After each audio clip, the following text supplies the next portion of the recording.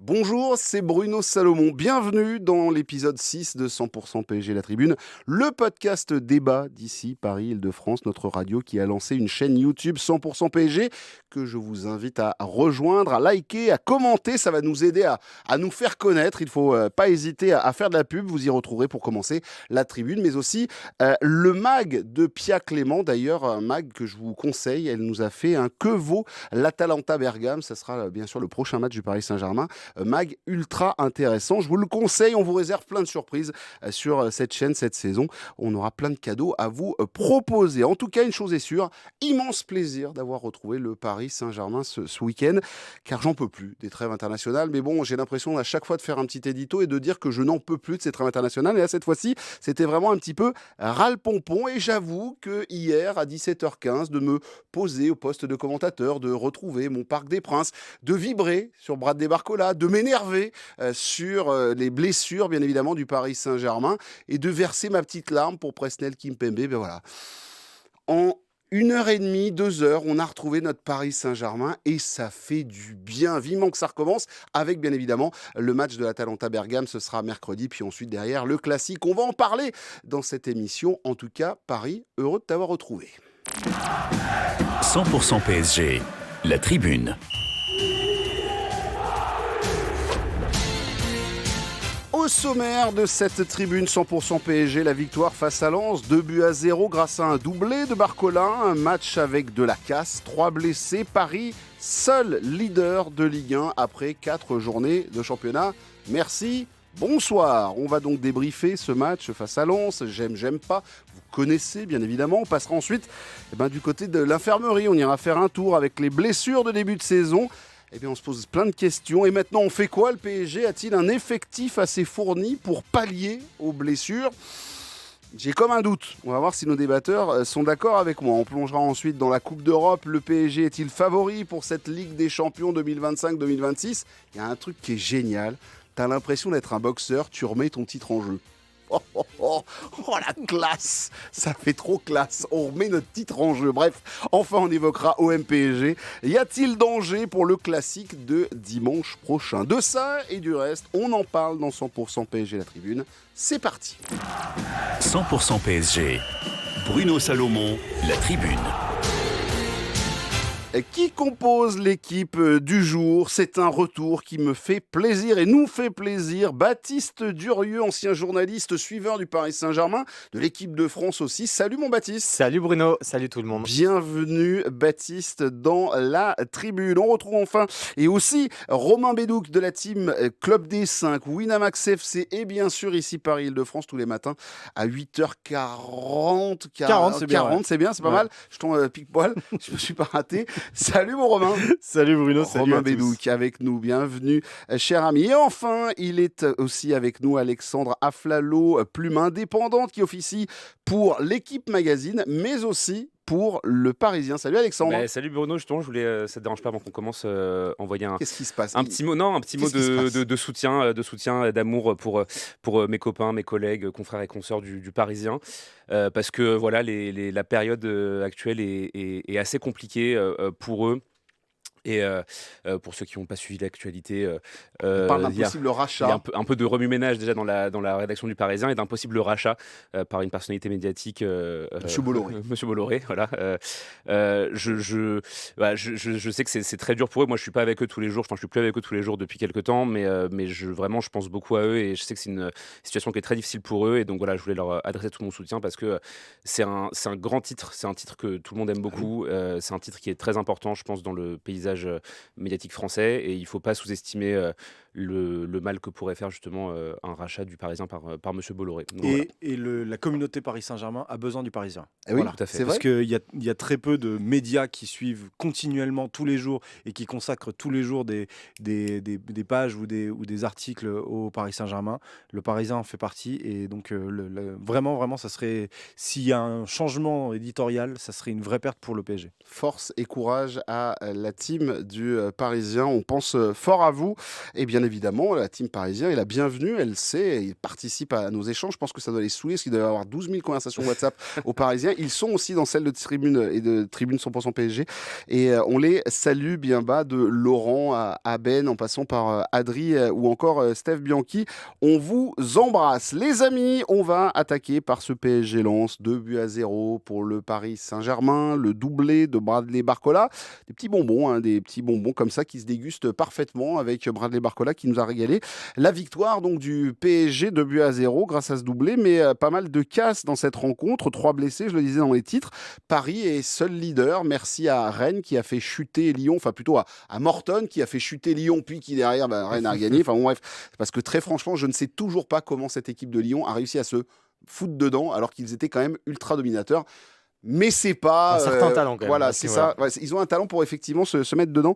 C'était plutôt sympathique. Mais on n'est pas bien sûr sur Ici Armorique. On est sur. Bah non, je salue François Rosy, le copain commentateur, qui doit avoir les cordes vocales complètement éclatées après une fin de match comme ça. Mais en tout cas, merci à eux de nous avoir retenus. Puis là, on rappelle, t'as déjà 6 points d'avance sur Marseille. T'es déjà parti quoi du côté du Paris Saint-Germain. Marseille concurrence Paris. C'est ça. Le Paris FC. Oui, le Paris FC, c'est ça. Oui, c'est ça. Ils sont ex-aequo de 2 points. On salue le Paris FC qui a battu Brest hier. Les copains, on attaque par le j'aime pas. Baptiste, avec toi, ton j'aime, s'il te plaît. Oui, donc je disais en antenne que j'allais pas révolutionner la radio ni les débats, mais j'ai beaucoup aimé Vitinha, extraordinaire en tant que chef d'orchestre. Il a vraiment toutes les qualités, ce garçon. Ce que j'ai apprécié, c'est surtout que c'est un match qui est un peu différent. On est sur un début de saison. Il est entouré, en tout cas au coup d'envoi, par Zaïre Emery et par Kangin Lee. Il n'y a pas Dembélé, il n'y a pas Désiré Doué. Donc pour l'équilibre global, c'est pas forcément évident. Pareil, alors même si Joao Neves et Ruiz sont rentrés plus tard, ils n'étaient pas là au coup d'envoi. Donc malgré cela, il est quand même fidèle à lui-même. C'est-à-dire qu'il n'est pas du tout dépendant des autres joueurs et de l'animation autour de lui pour créer du jeu, pour être créatif, pour être si précis, si percutant. Voilà, vraiment maestro, chef d'orchestre. Voilà, c'est pas une nouveauté, mais je tenais encore une fois à le souligner. Plus de 160 ballons joués.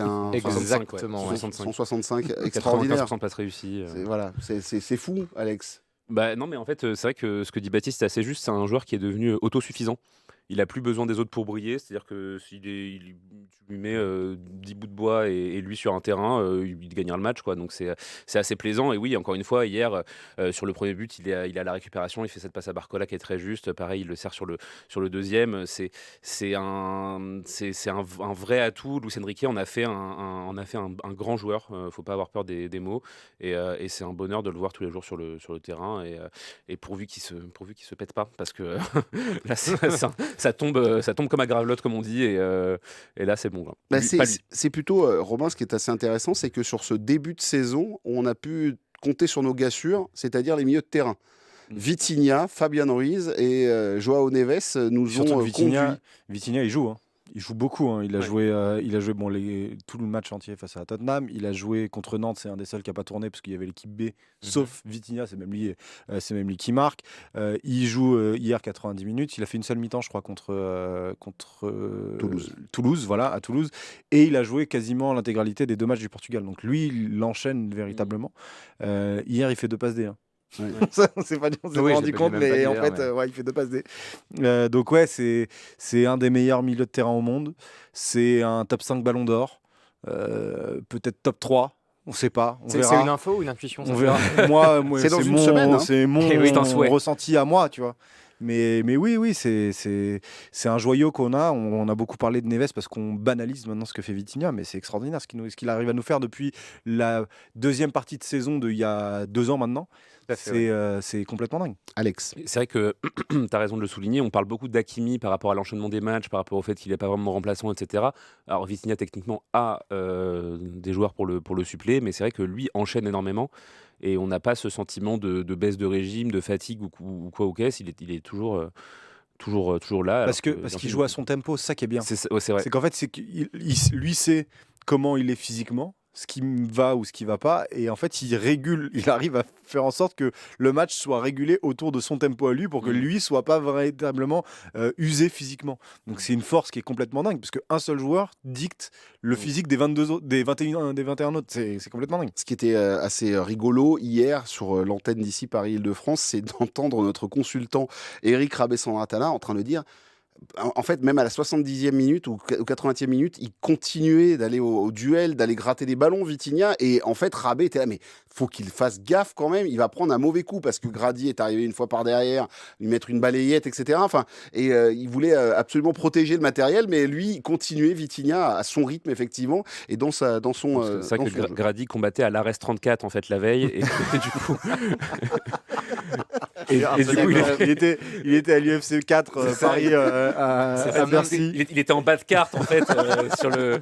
On parle de MMA bien évidemment pour ceux qui ne comprennent pas, parce qu'effectivement il n'est pas souple pour ce qu'il fait Grady. C'est un homme d'une grande douceur dans la vie. Ouais. Adorable, mais c'est pas le plus fin sur un terrain. Mais bon, on l'a encore vu hier. Il n'y a pas eu d'attentat absolu. Mais Vitinha, il faut qu'il joue à son rythme. Quelque part, s'il déjoue, s'il commence à peut-être un peu ralentir, c'est justement dans ces moments-là qu'il peut se blesser quelque part. Moi, là où je ne l'aime pas, j'allais dire, je le déteste, c'est pas le bon mot, mais là où je n'aime pas Vitinha, c'est quand il commence à vouloir un peu surjouer. Ce côté 2, 3, 4, 5 touches de balle, tu as envie de lui dire non, vas-y, lâche le ballon comme tu sais tellement bien le faire et comme tu le distribues tellement bien. Bref, en tout cas, Vitinha, c'est ton j'aime et on l'applaudit bien évidemment.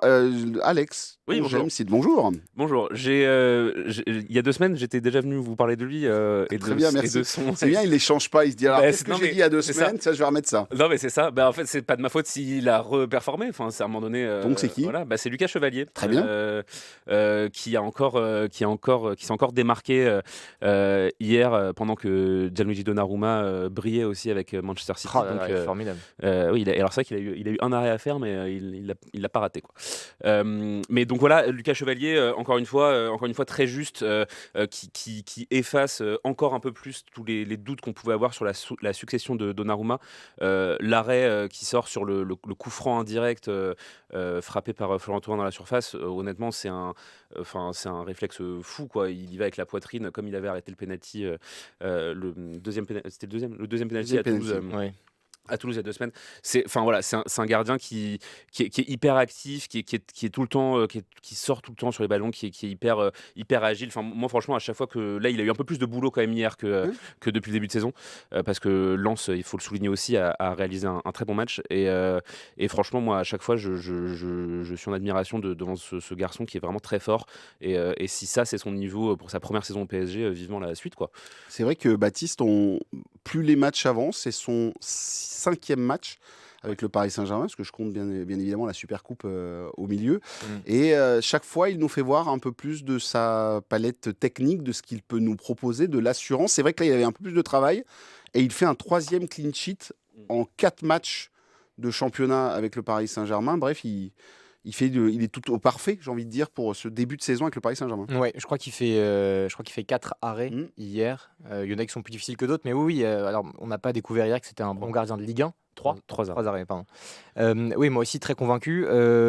Juste pour mettre un peu de entre guillemets de critique, ou en tout cas de prudence, j'attends de voir dans des contextes un peu plus hostiles, dans des matchs à forte pression. Il y a Barcelone qui arrive, il y a le Bayern, des matchs de Ligue des Champions qui sont importants. Vélodrome aussi, Marseille avec la pression. Là j'ai pas trop de doute, mais voilà, j'attends de voir émotionnellement comment il va réagir. Moi, ce que j'avais aimé chez Donnarumma, c'est notamment cette dernière campagne où dans des moments clés, dans des moments où la pression elle est insupportable, où beaucoup de joueurs peuvent s'écrouler, et quelque part il a sauvé son équipe. Donc j'attends de voir dans ces moments-là. Je suis peut-être un peu trop exigeant, mais voilà, prudence pour l'instant.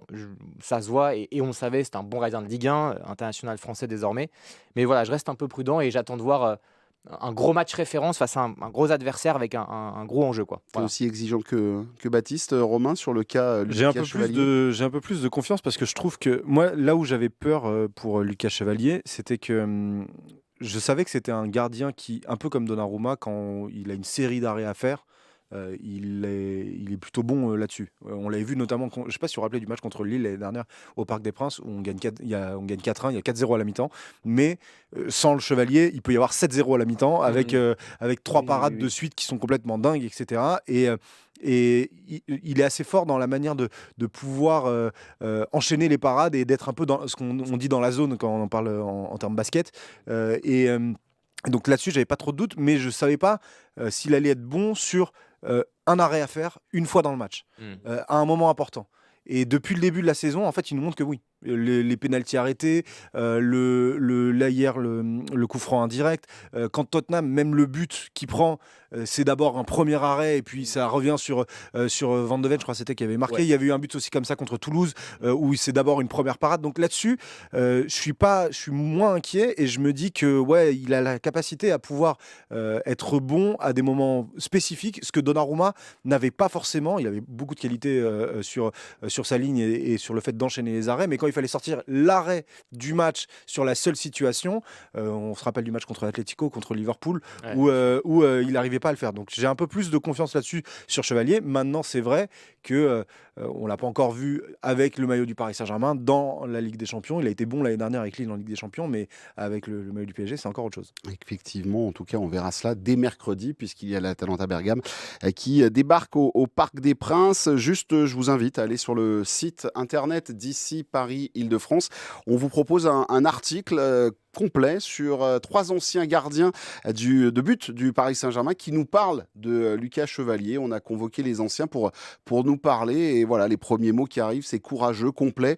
Et même un qui nous annonce qu'il sera top 3 Europe dans les prochaines années. Voilà. On le souhaite, hein. Ouais, on le Ça me souhaite. fait rire, Ouais, top ouais, j'aime 3, bien. top Moi, 4, top 5. bah ouais, mais bon, en tout cas, ça a été tenté. Je vous laisserai bien sûr découvrir les Sûr. noms des anciens qui ont parlé. Pour l'instant, on va se retourner vers toi, Romain, pour ton j'aime, s'il te plaît. Bradley, quoi. quoi. Bradley, quoi. Non, c'est. L'année dernière, il avait déjà fait un très très bon début de saison, Bradley Barcola. Et cette année, il confirme encore une fois. Je le trouve encore plus fort parce qu'il est plus attendu.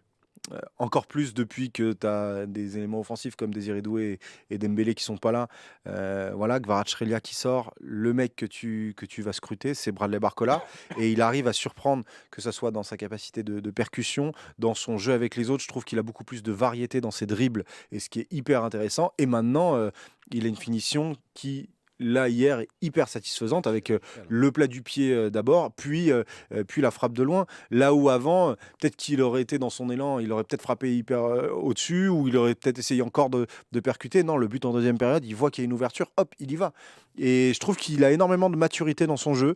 Je trouve qu'il a vraiment progressé sur certaines de ses failles. Je trouvais que l'année dernière, justement, que même quand il était très très fort, il était prévisible. Mais ses qualités physiques faisaient que, même en étant prévisible, il passait ses adversaires. Et là, je trouve vraiment qu'il y a beaucoup plus de variété et que c'est beaucoup plus intéressant. Donc ouais, tant mieux. Et en plus, il joue beaucoup, il joue quasiment tous les matchs. C'est le seul joueur du PSG qui a joué tous les matchs la saison dernière, à part le match contre l'Atlético, je crois, le premier de la Coupe du Monde des clubs, parce qu'il s'était blessé avec l'équipe de France. Mais c'est trop cool d'avoir. Et en fait, Bradley Barcola, c'est le genre de joueur qui est trop cool à avoir dans ton équipe. C'est trop cool de regarder un match de Barcola. C'est Donc vrai. en plus, quand il est fort, c'est génial. Il a le sourire en nous en parlant, pour ceux qui ne voient pas en vidéo. Romain Bédouc, en parlant de Bradley Barcola, il est désormais notre Superman, notre super-héros. Il n'en reste plus beaucoup sur le terrain, vu comme ça tombe comme un gravelotte, comme Mais le tout à dirait fait. Alexandre Tout à fait. Aflalo. Parce que là, il faut qu'il prenne les clés du camion et que ça soit lui le patron. Là. Ben oui, mais justement, c'est assez rassurant. C'est vrai qu'on en a vu, on en avait vu, pardon, des bribes en début de saison dernière, avant que Ousmane Dembélé ne se révèle véritablement, avant que Désiré Doué ne se révèle véritablement, avant que Kvaratskhelia arrive au PSG. On avait vu qu'il avait cette capacité à être un leader d'attaque, à être un leader par les chiffres, voilà, marquer des buts, marquer des doublés quand son équipe est pas forcément capable de créer le danger par ailleurs. Donc oui, c'est rassurant de voir que il a toujours ce truc-là, malgré le fait que d'autres joueurs ont pris de l'épaisseur dans ce secteur de jeu depuis. Et voilà, et c'est une confirmation que même si le Paris Saint-Germain n'a pas, enfin même s'il manque tel joueur ou tel joueur ou tel joueur ou tel joueur, il y en aura toujours un autre pour prendre le lead. Et là, en ce moment, c'est Bradley Barcola. Moi, franchement, son premier but, enfin, alors le deuxième est évidemment très beau, c'est impressionnant, la frappe de loin et tout. Le premier, c'est un délice, quoi. Enfin, franchement, le petit enroulé là, tout doux là, tout suave là, tout soyeux là, moi ça me Joueur frisson. Ça m'émoustille un peu. Voilà, Joueur je le dis frisson. franchement. Joueur frisson. C'est vrai que c'est l'avantage de ces fameux joueurs à 10, 12 buts et voilà, comme l'année dernière, la prophétie de Luis Enrique qui nous avait dit j'aurai plusieurs joueurs à une dizaine de buts. Bon bah là, quand deux ne sont pas là ou même un troisième tombe sur le champ sur le terrain à la 30e minute de jeu, et ben Bradley Barcola est là. Ouais, bien sûr. Baptiste. L'année dernière, c'est même toute compétition confondue, 21 buts et 21 passes décisives, si je me trompe pas. Ouais, c'est ça. Ce qui est énorme, hein, parce qu'effectivement, Kvaratskhelia est arrivé, et puis, comment dire, surpuissance de Désiré Doué et Dembélé. Donc Barcola, quelque part, était un peu le quatrième mousquetaire dont on parlait, en tout cas moins. Mais malgré tout, il avait fait une bonne saison. Et là, effectivement, il confirme que c'est en train de devenir un joueur fiable, un joueur évidemment de grand talent. Ce que j'ai aimé aussi, c'est sa capacité à frapper de loin, à prendre cette initiative. C'est un super dribbleur, et sur le côté gauche, il a une vitesse, une capacité à jouer avec son corps. C'est fabuleux, joueur frisson, et moi aussi j'en parle avec le sourire. C'est cool d'avoir Bradley Barcola dans cette C'est équipe. cool, ça sera la phrase du jour. C'est cool d'avoir Bradley Barcola. Juste un truc, est-ce que là, qui veut prendre la main, mais est-ce qu'il joue sur les 2 mois qui viennent finalement son statut? Mais c'est-à-dire, est-ce qu'il devient le top player du club ou est-ce que il sera toujours le bon soldat qui marque ses 21-21, enfin qui fait le taf, mais est-ce qu'il joue encore plus gros finalement avec ce qui se passe là dans les semaines à venir, Alex? Pour moi, je trouve que c'est un peu prendre le problème à l'envers, c'est-à-dire que on a bien vu que dans ce PSG-là et avec Luis Enrique, les statuts ils évoluent, c'est très liquide, quoi. C'est-à-dire qu'il n'y a pas vraiment de vérité d'un jour qui soit vrai le lendemain. Ce qui est, enfin, je sais pas si tu te souviens, juste avant la finale Ligue des Champions, on avait un grand débat sur est-ce que ce serait Barcola ou Doué qui serait titulaire, parce que et on était tous persuadés que ce serait Barcola parce qu'il avait joué ou pas joué tel match, telle finale, etc. Au final, c'était Doué. C'est juste, en fait, je pense que, moi, plutôt que de réfléchir comme ça, je me dis plutôt que c'est un formidable casse-tête pour Luis Enrique où en fait il a 4 joueurs hyper fiables dans ses postes offensifs et en fait ça sera à lui de choisir selon la forme du moment, selon les motivations qu'il veut donner à l'un ou à l'autre et en tout cas c'est très bien qu'il y ait justement cette émulation et cette concurrence qui s'installe entre ces joueurs-là parce qu'ils vont devoir se relever en permanence cette saison parce qu'il va y avoir beaucoup de matchs, quoi. En tout cas, on suivra ça bien évidemment pour Bradley Barcola sur nos antennes. Pour les prochaines rencontres, tout le monde a soufflé quand à la 70e, le coach a dit allez, on le met au frais. Lui, il est encore en état au frigo. On l'aura pour dans 3 jours. Il y en aura au moins un en état. Baptiste, ton j'aime pas ou ton j'aime, je ne sais pas, tu m'avais dit. J'aime pas, t'aimes pas. Ouais, j'aime pas. Alors, c'est une équipe qui était remaniée, mais la charnière d'ailleurs avec Zabarni et Lucas Beraldo. J'espère que c'est pas trop grave d'ailleurs parce qu'il est sorti sur blessure lui aussi. Même, Vu sa tête, je pense qu'il y en a pour plusieurs semaines. Alors, Ouais. c'est sorti dans le Parisien hier. Apparemment, ça va. Il n'y a pas de lésion. Il a fait une petite entorse, mais il n'y a pas de lésion. Donc, C'était fait tout seul en plus. Ouais, comme un grand. Un grand pépère. Comme un grand. Allez, Terrible. joué. Donc, je laisse Donc, terminer, ouais, non, pardon. bref, c'est pas ce que je voulais dire, mais en gros, là, cette charnière-là, Zabarni, Beraldo, Lucas aussi Hernandez, qu'on pourrait mettre dans le lot, franchement, très peu fiable, surtout la première période. Zabarni, on parle beaucoup de son sauvetage à la 27e. Moi, je trouve qu'il est plus proche du CSC que du sauvetage héroïque et extraordinaire. Voilà, quand on regardait des compilations de Zabarni, on va insister sur lui quand même, en première ligue, voilà, moi, c'est pas forcément ce à quoi je m'attendais en le voyant là. Évidemment qu'il faut lui laisser du temps aussi, évidemment que c'est un jeune joueur, évidemment qu'il faut être indulgent pour ce début de saison, mais ça m'a vraiment pas rassuré, quoi. Déjà, effectivement, il y a quasiment aucune complicité et quelque part aucune complémentarité entre les deux. D'ailleurs, c'est beaucoup de mérite à Lucas Chevalier aussi, parce que ça doit pas être évident de jouer avec 2 joueurs comme ça. Et ouais, non, très peu fiable. Donnait pas l'impression de confiance, de puissance, de fiabilité. Donc, ouais, petit doute, voire gros doute sur Zabarni. Est-ce qu'il y a un gros doute autour de Zabarni ou est-ce que c'est une arrivée Non, plus en gros doute, douceur c'est un peu sévère, je trouve, mais oui, il est pas au encore. niveau des relances, il est. Ce qu'il y a, Ouais, c'est que relance c'est pas facile d'être mis là chaque fois avec un défenseur différent à côté de lui. On sait que c'est énormément un poste d'automatisme. Il doit apprendre aussi les préceptes de Luis Enrique qui sont pas les plus simples à apprendre.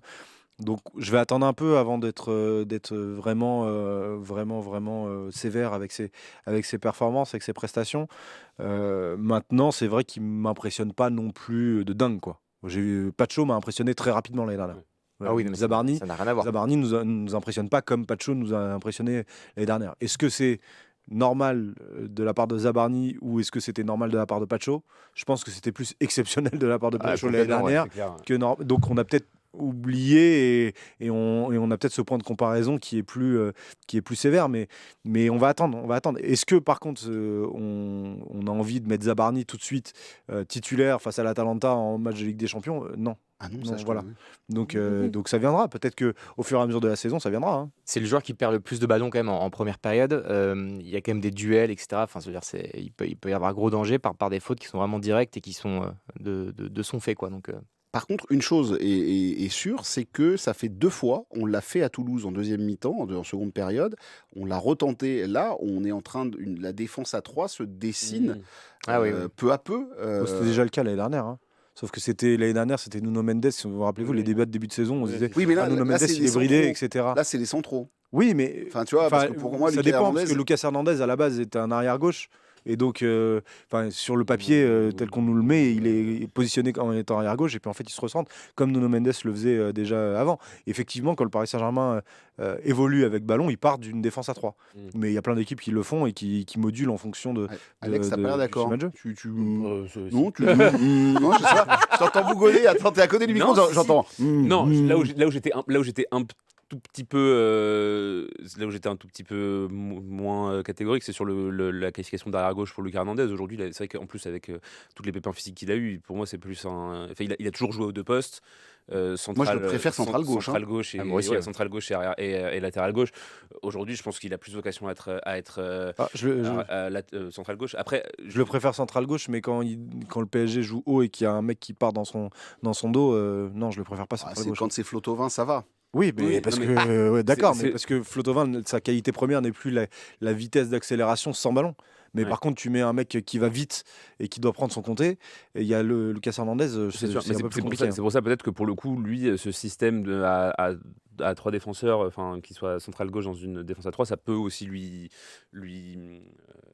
bénéficier parce qu'il aura un peu plus d'aide.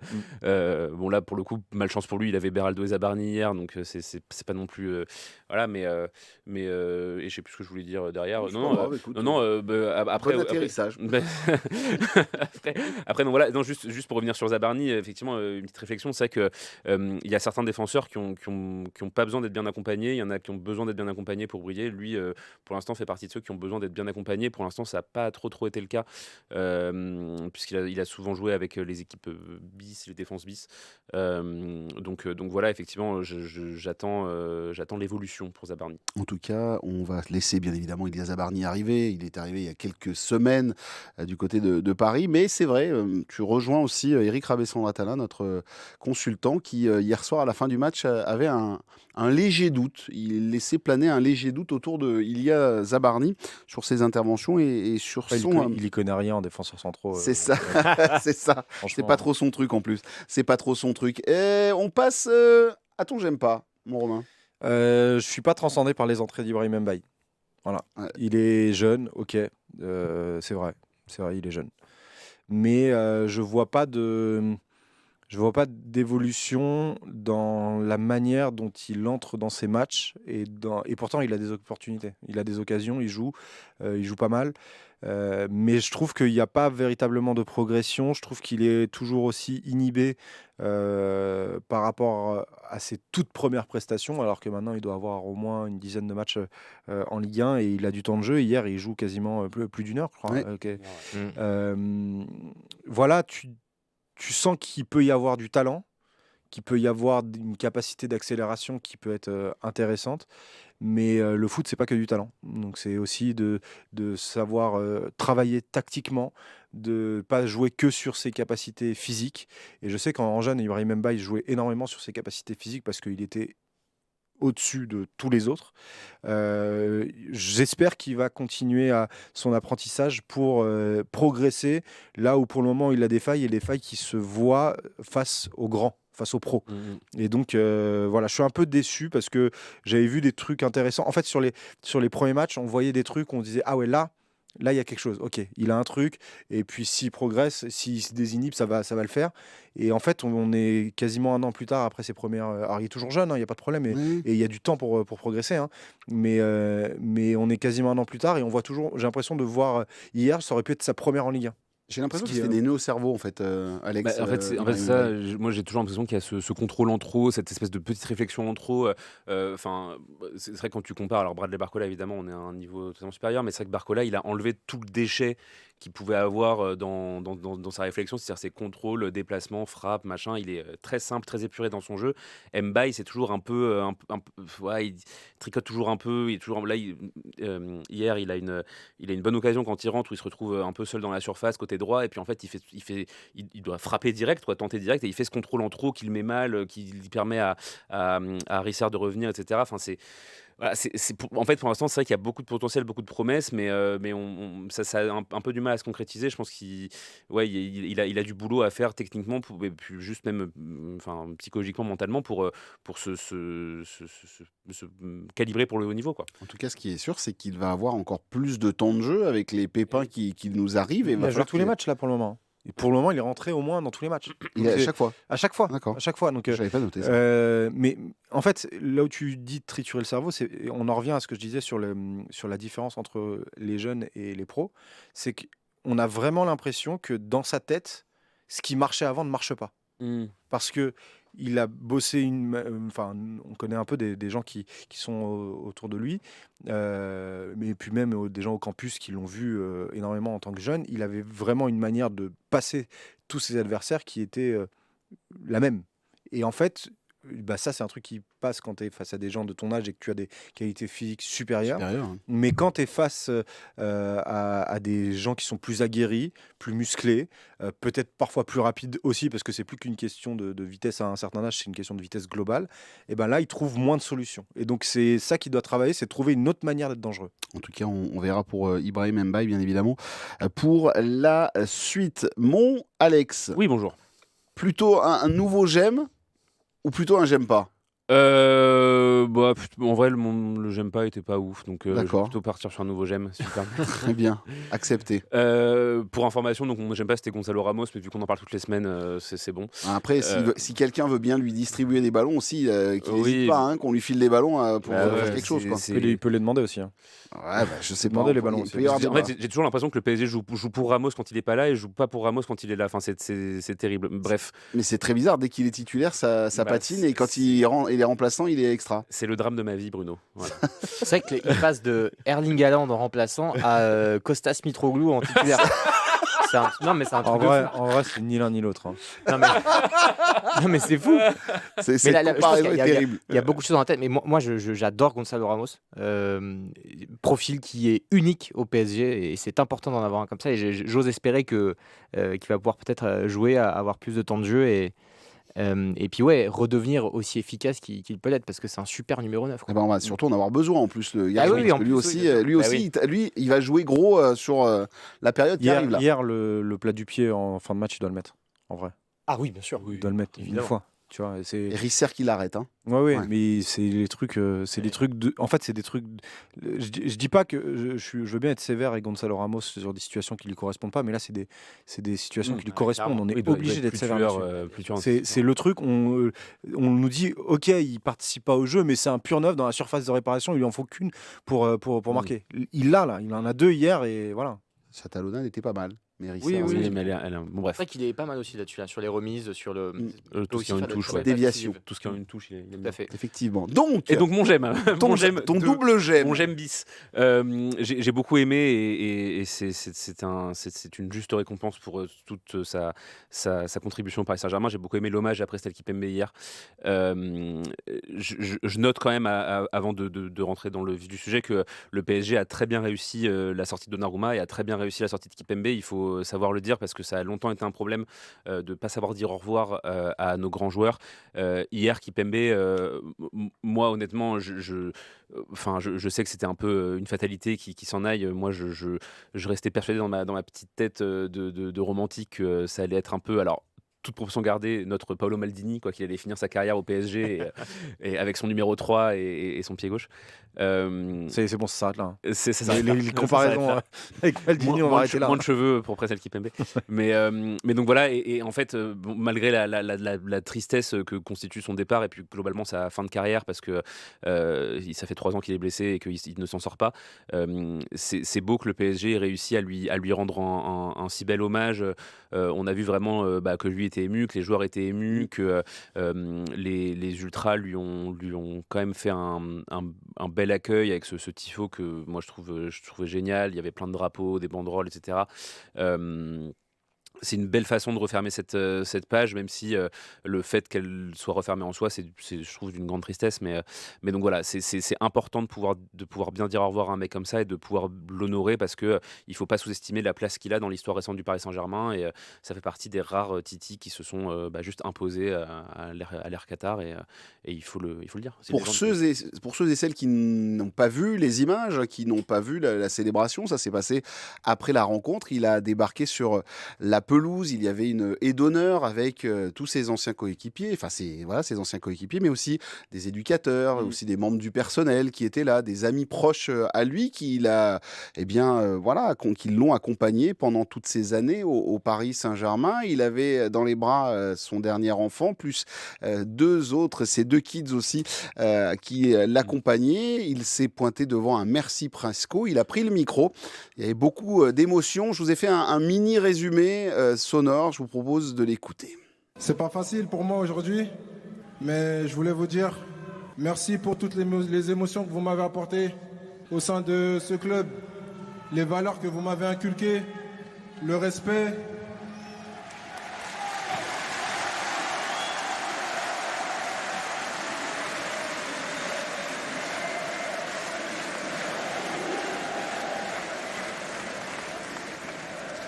J'ai passé des années de folie avec vous. C'est un honneur pour moi d'être là ce soir. Je dirais même que c'est une victoire.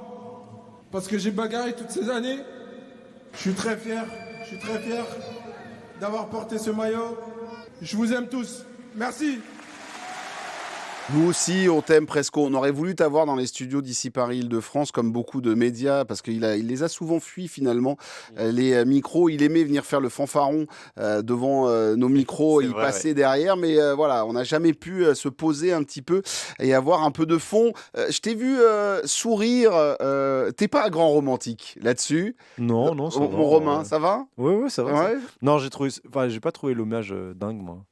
Bah oui, mais c'était bien Déjà, dans la mesure de ce qui est possible de Je faire. vais vous dire qu'est-ce qui a conditionné. Je trouve que ça a été très long entre le coup de sifflet final et le début de l'hommage. Ça, c'est vrai. Ça a été très Je peux long. te le dire parce que j'ai dû tenir le micro et c'était long. Et donc en fait, ça a fait que il y a pas mal de tribunes qui se sont vidées parce que le temps commençait à se faire long. Et en fait, ça a donné une ambiance où les gens savaient pas trop quand applaudir, s'il fallait applaudir, mais en même temps on était ému, mais je sais pas, il y avait un truc, le tour de... Alors c'est à l'honneur de Kimpembe qui s'est arrêté pour prendre des photos, notamment avec le PSG Handicap qui était en face de nous, la tribune où on était. Mais du coup, son tour d'honneur a été aussi très long, ce qui fait qu'il a mis du temps à arriver chez les ultras et que la banderole a mis du temps. Enfin bref, tout a été un peu long, mais j'enlève rien à toute l'image. J'ai fait une chronique en disant que c'était une légende identitaire du club, Presnel Kimpembe. Je pense que c'est le cas, que c'est vraiment une légende identitaire. Et ouais, c'est cool qu'un mec comme lui ait réussi à devenir pro, parce que il n'était pas le premier dans le centre de formation. Il était choix numéro 2, choix numéro 3, parfois dans les équipes de jeunes. Mais c'est à la force de son travail qu'il a réussi à s'imposer, qu'il a réussi à être pro, qu'il a réussi à signer ses contrats, qu'il a réussi à devenir titulaire parfois au Paris Saint-Germain. Donc ouais, bravo à lui. C'est un super message pour tous les jeunes qui veulent devenir pro, que le travail peut payer et peut amener au plus beau des trophées. Il a gagné la Ligue des Champions avec son club de cœur et son club formateur, c'est magnifique. 241 matchs avec le Paris Saint-Germain. T'as versé ta larme, toi, Baptiste, ou Non. Non, c'est Malheureusement, j'avais fait, c'est un peu fort comme homme, j'avais un peu fait mon deuil concernant Kimpembe. J'aurais adoré qu'il puisse revenir, ou en tout cas disputer encore des matchs de haut niveau et des saisons pleines, mais effectivement c'était devenu à la fois un problème pour lui, même pour le club. On peut malheureusement, aussi sympathique soit-il et aussi fidèle soit-il, on ne peut pas garder un élément comme ça dans un club de foot digne de ce nom. Mais oui, je crois qu'il a rejoint le PSG en junior en 2004, Ouais, en fait, il a de attaqué à 8 mémoire. ans, à 8 ans, et à partir de, il était chez les petits, et après, Ouais. derrière, à partir de 10 ans, C'est il ça, attaque. ouais. Et Donc, il a fait 20 puis, ans. ouais, c'est ça. Puis contrat pro, je crois, 2014. Enfin, c'est une vie entière. Il a 30 ans aujourd'hui, donc c'est une vraie étape pour lui. Mais beaucoup de nostalgie parce que, évidemment, des joueurs qui aiment un club comme ça profondément. On est dans une culture aujourd'hui et dans une époque où il y a plus de valeur, où on quitte un club pour aller chez un rival sans absolument aucun problème. Je trouve que la fidélité et ce genre de choses, c'est des choses qu'il faut vraiment mettre en avant. Et puis beaucoup de nostalgie aussi par rapport au joueur qu'il était. C'est quand même quelqu'un qui était titulaire à la fois au PSG, en équipe de France aussi, Mmh. champion du monde en 2018, alors pas titulaire, mais quand même il était bien ancré dans le groupe France. Il a fait des matchs exceptionnels avec le PSG aussi. Donc toujours un petit regret de ne pas l'avoir vu vraiment au plus haut niveau, en tout cas aller au bout de son potentiel. Mais en tout cas c'était un bel hommage et évidemment très ému. J'ai pas pleuré mais j'étais très ému. Une chose, avant de Bien sûr. t'écouter, Alex, mais quand il a été champion du monde en 2018, lui et Alphonse Areola sont revenus, et je peux vous donner la petite anecdote, c'est qu'il y en a un qui est revenu avec le melon d'or, c'est-à-dire Alphonse Areola, il n'avait pas joué un match, mais Mhm. champion du monde, il touchait plus terre, et il a été assez désagréable avec beaucoup de gens au club, alors que il y en a un. Oui, il se la pétait un peu, mais toujours presco, toujours bien avec le personnel, Bien toujours sûr. l'être humain qu'il a été. Moi, hier, quand il dit au revoir à tout le monde, il les embrasse tous un par un. C'est long, hein, en radio, hein. Radiophoniquement, c'est très long, mais ça Je viens de représente le faire, mec. Mais ça représente le ouais, mec, bien en fait. sûr. Il va saluer tout le monde, un petit mot pour chacun, etc. Pour terminer, Moi, Alex. très rapidement, Baptiste l'a un peu souligné, mais c'est vrai que même moi, pour le coup, footballistiquement, c'est un des joueurs que j'ai préféré au PSG. Ah bon? Oui, voilà, parce que. Tu viens de faire lever un sourcil Oui, à la Ancelotti Je- Non, mais, du côté de Romain parce que- Béduc. Parce qu'il y a beaucoup de trucs J'ai des- sur lesquels je peux rejoindre Alex. j'ai mais des alors, goûts, footballistiquement, là, ok. j'ai des goûts peu conventionnels, je veux bien vous l'admettre, mais en fait, c'est vrai que je trouve qu'il jouait avec une passion qui se ressentait vraiment. Il avait des qualités défensives qui se sont pas toujours, qui sont pas toujours ressorties de manière brillante, Ça, je te le confirme. mais quand elle ressortait, moi je trouvais que c'était un joueur délicieux, formidable. Je pense que personne n'oubliera jamais le match contre Barcelone, le 4-0, où c'est sa première titularisation en Ligue des Champions, et il met Messi dans sa poche. Ses retours défensifs contre Lille sur Burak Yılmaz, etc. Enfin, il avait des, tu vois, il avait des fulgurances que je trouvais incroyables. Et moi, j'aime beaucoup les défenseurs, et il y avait des vraies fulgurances que j'ai beaucoup aimées. Donc, voilà, je vais Et le le- regretter en tout cas. Et le PSG avait été très classe en prolongeant son contrat quand il s'est Oui. blessé une première Ouais, fois, tout à fait. pour qu'il aille jusqu'au bout de sa convalescence, qu'il puisse revenir et qu'il soit sous contrat comme ça. Donc voilà, c'était à dire. Je me permets juste, voilà, parce que moi aussi, je vais mettre un j'aime pour une fois. Ah. Alors, juste un truc, j'ai pas aimé ce qui est arrivé aux supporters lensois. Je le dis Oui. comme ça, mais Oui, qu'est-ce qui qui a sont partis pris à la aux- mi-temps d'ailleurs. Voilà, qu'est-ce qui a pris à la préfecture, qu'est-ce qui a pris à tous les gens là, et les parquer dans un coin. Enfin, ça s'est très très mal passé. Donc ça déjà, j'ai pas aimé. Mais juste un truc, moi parce qu'on lui tape souvent dessus, mais j'ai aimé Warren Zaïre-Emery. Je suis désolé, mais on est en train de un peu le retrouver. Ne me tombez pas dessus en me disant ça, mais on est en train de le retrouver footballistiquement. Et l'accolade de Presnel Kimpembe, c'est pour ça que je me permets de faire un rebond, qui le prend, qui l'enlace et qui lui dit, regardez bien sur les lèvres, accroche-toi. Il lui dit accroche-toi, parce que maintenant c'est lui aussi le Titi, Mm. c'est lui le patron Bien des sûr. Titi, et il lui dit accroche-toi, et je trouve que voilà, et il nous a fait voir hier qu'il s'accrochait. Alors oui, c'est pas le niveau de Neves, c'est pas le niveau de Vitinha ou de Fabien Ruiz, mais pour aller au combat sur des matchs face à Lens et autres, ben moi j'ai trouvé qu'il était, il était présent. Voilà, c'était juste histoire de donner mon humble avis. Les amis, on passe aux blessés. Bon, parce que alors là, tu les vois tomber un par un. Donc on remercie Hudson Edouard. Hein. Merci Hudson. Ça fait vraiment plaisir de le revoir au Parc des Princes pour nous descendre Kvaratskhelia. Bon, il y a eu un contact avec Kvaratskhelia. Derrière, on n'a pas tout compris. Pour l'instant, le Paris Saint-Germain ne veut pas communiquer sur les blessures de ce joueur, du Géorgien, de Kvaratskhelia, donc qui est sorti le premier à la 30e. Il y Sa a eu famille ensuite- était très énervée. Ouais, ah bon? Ouais.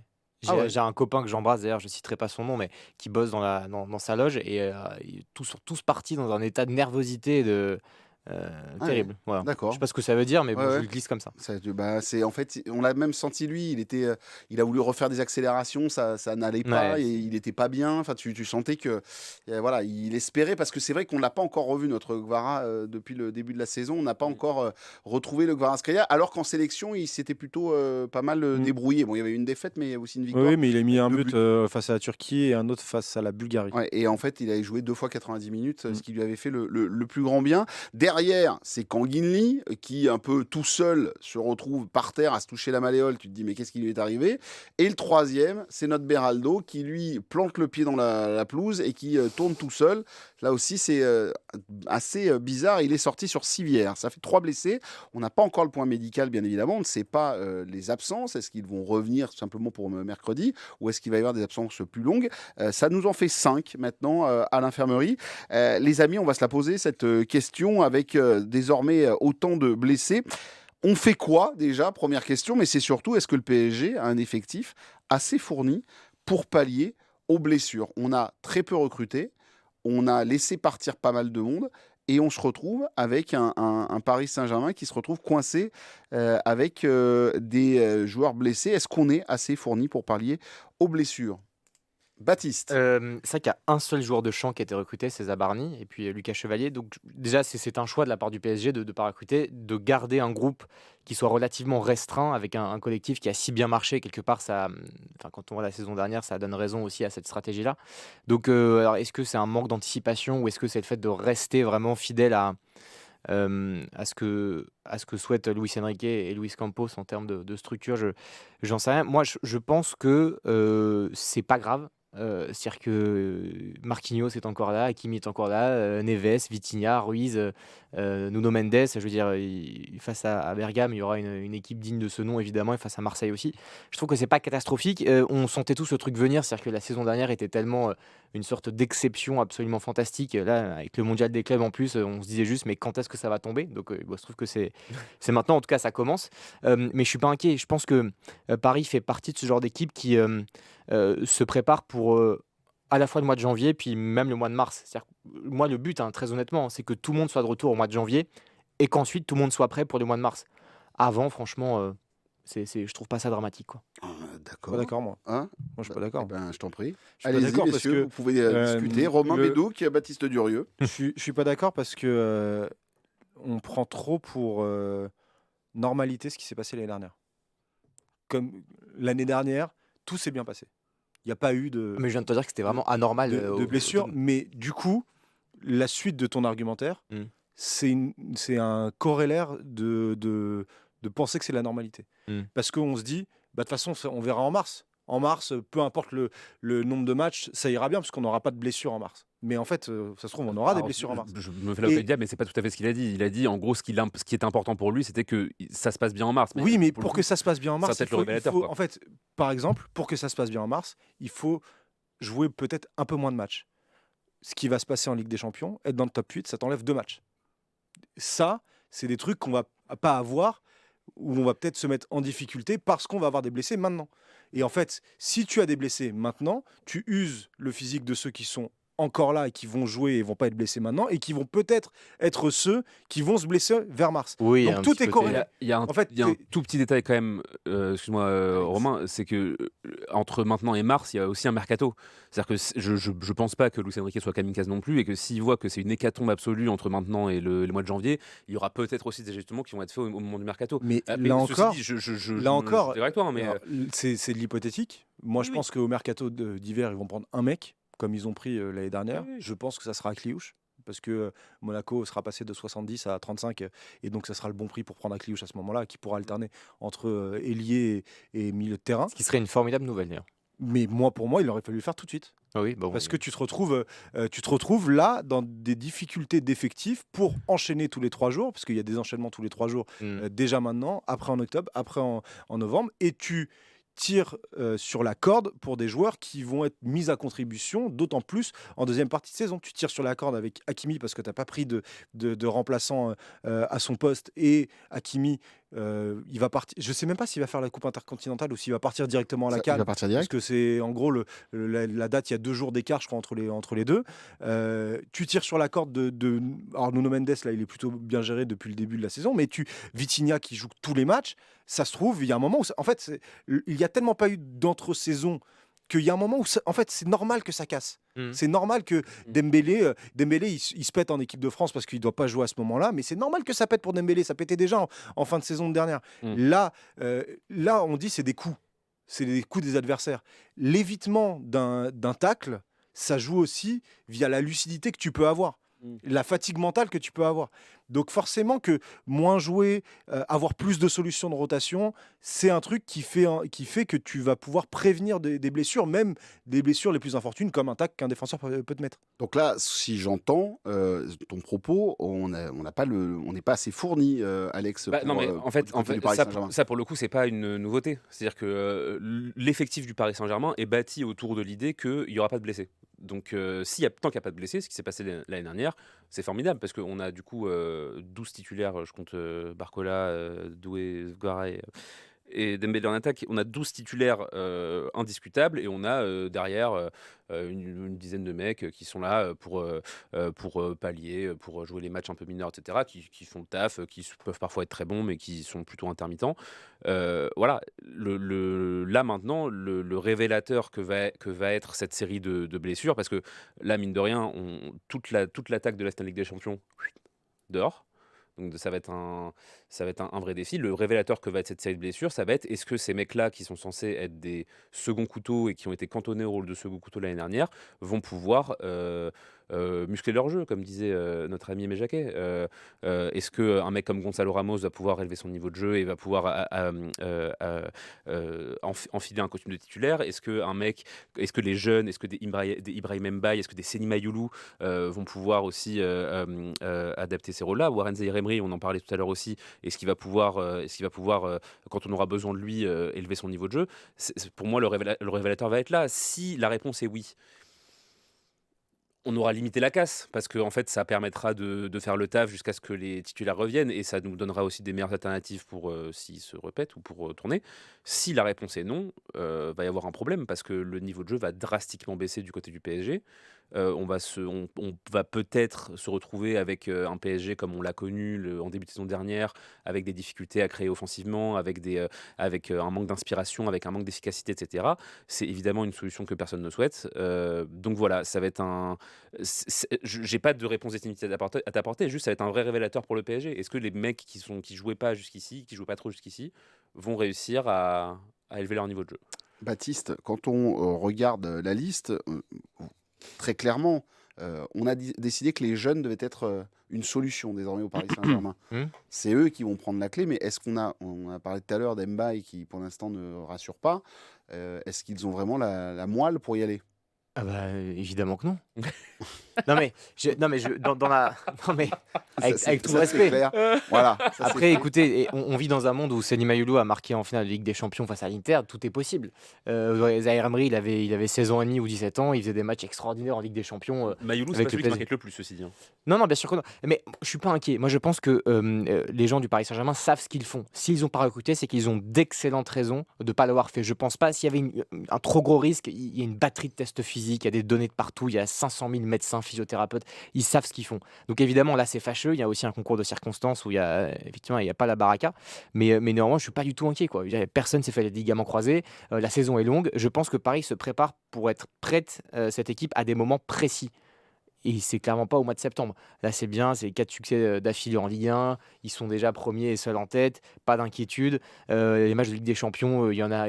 On a vu, on est passé à ça, l'élimination l'année dernière. Et finalement, ça a terminé en saison historique. Ça se joue pas maintenant. Voilà. Et donc, je pense qu'il y a un arbitrage. Aussi, c'est pas la normalité, je pense. Bien sûr, mais il y a un arbitrage et il y a, à mon avis, une règle.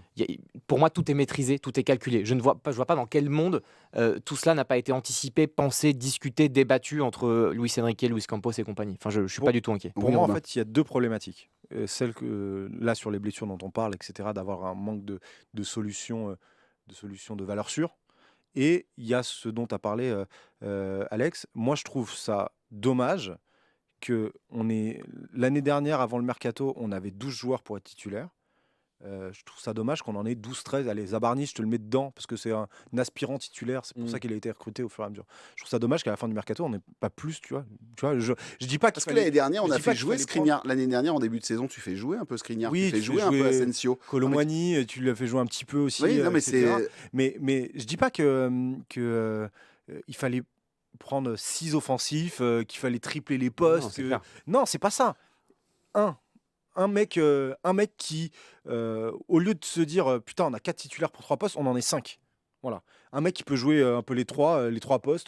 Tu vois, je te donne des noms. Rodrigo du Real. Voilà, Rodrigo finalement il va partir. Bah oui, non mais. Tu vois. Ben oui, mais non, mais d'accord. Mais Mais là, on là, est ça, PSG ça- quand même. ça fout un bordel monstre quoi. C'est-à-dire Bah qu'il faut non, même mettre mais non. Rodrigo en plus de Doué, de T'as pas Dembélé. confiance en Luis Enrique? Bah, mais Bah si. si, mais à Moi, un moment j'ai- moi, donné, j'ai- c'est moi, pas- j'ai C'est pas beaucoup à plus ce poste-là que confiance. j'aurais recruté pour le coup. Moi, j'ai beaucoup plus confiance en Luis Enrique sur la gestion des égos et sur la manière dont les mecs vont être mis en et la répartition du temps de jeu. Et en plus, dans une saison où je sais qu'il va y avoir des absents. Et donc finalement, les questions de on a les 5, lesquels on met dans un match important, elles vont quasiment pas se poser. En fait, elles peuvent se poser sur la fin de saison si tout le monde ne s'est pas pété. Mais en fait, les mecs vont se péter. C'est normal. T'enchaînes 2 saisons de suite, t'as 2 semaines et demie et t'as 2 semaines et demie de vacances, t'as pas 2 semaines et demie de repos. Parce qu'en fait, une trêve estivale, quand t'es un joueur pro, avant de reprendre l'entraînement avec le collectif, tu te fais ta prépa tout seul. Donc en fait, t'as 1 semaine de pause véritable. Donc c'est sûr que les mecs, ils vont se péter.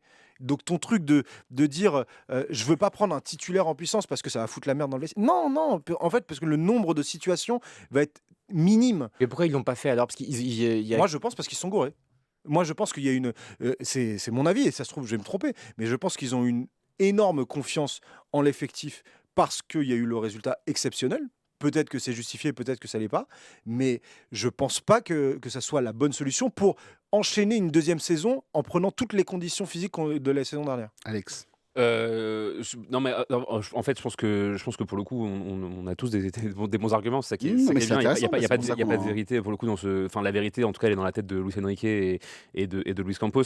Moi c'est vrai que au final il y a toujours un truc il y a un truc qui m'a surpris dans ce mercato sur pour le coup ne pas avoir recruté des mecs à des postes où tu avais besoin pour le coup de doublure.